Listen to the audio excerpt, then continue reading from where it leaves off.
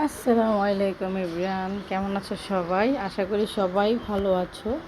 তো আজকে আমি সকালে কি নাস্তা খাবো এটা অবশ্যই তোমাদের সাথে শেয়ার করব। আরেকটা কথা আমি বলি, দেখো আমার এই গাছগুলো মাশাআল্লাহ মাশাআল্লাহ। একসময় যখন আমি এক আপুর থেকে আনছিলাম, হ্যাঁ, তো ঠিক এতটুকু আনছিলাম।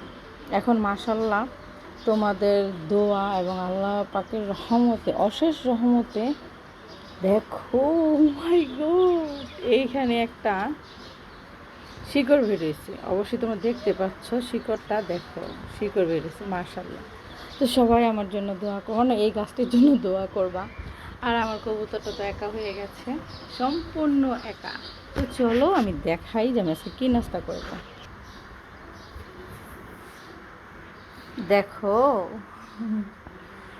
আমি কি নাস্তা করতেছি, সাথে পানি নিয়ে নেই। এই যে পানির বোতল।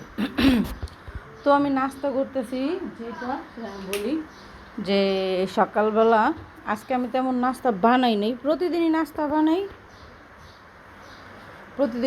বানাই, কিন্তু আজকে আমি শুকনা মরিচ দিয়া, তারপরে পেঁয়াজ দিয়া ভাত বাগার দিলাম। তো একটু খাইয়া আমি আপনাদের দেখাই যে কোন পরিমাণ মজা হয়েছে।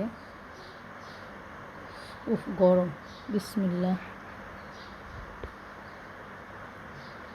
মাশাআল্লাহ, আলহামদুলিল্লাহ, অনেক ভালো হয়েছে।